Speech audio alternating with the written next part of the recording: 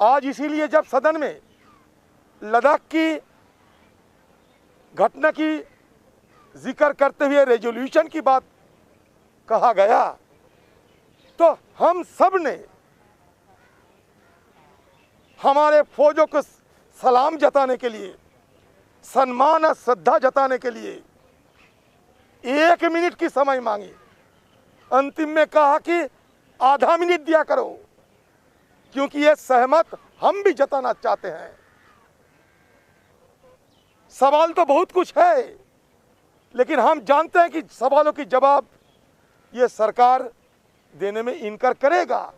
अगर नहीं करते तो 1962 साल में जब इंडो चाइना वॉर हुई थी, उस समय विपक्ष के नेता अटल बिहारी वाजपेयी जी, जो हमारे साथ हमारे बीच नहीं है, उन्होंने ये मांग किया था कि जवाहरलाल नेहरू जी, चीन की सीमा में क्या हुआ, इंडो चाइना वॉर में क्या हुआ, इस विषय को लेकर सदन में चर्चा होना चाहिए।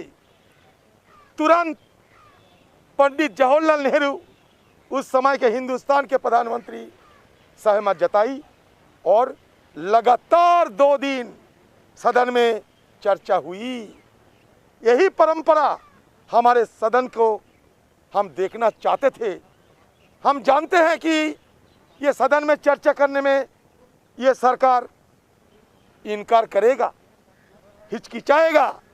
नहीं तो शुरू के दिन से बार बार ये गुहार लगाते आए हैं हम कि कोई भी रूल पे, अंडर 193 रूल पे मैंने तो नोटिस डाला है, 1 नहीं 2।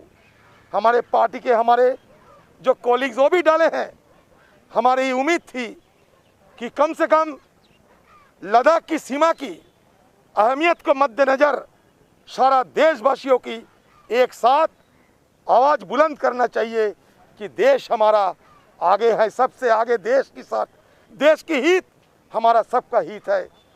लेकिन ये सरकार के सामने हमारे कोई गुहार, कोई हमारा दरखास्त, कोई हमारा गुजारिश, कोई इसका मूल्य नहीं है। हमें सदन के अंदर नहीं बोलने दिया। हम जानते हैं ये सरकार डरते हैं, अगर कांग्रेस कोई सवाल पूछ दे, पूछने से जवाब तो नहीं है, क्या कहेंगे, डरते हैं।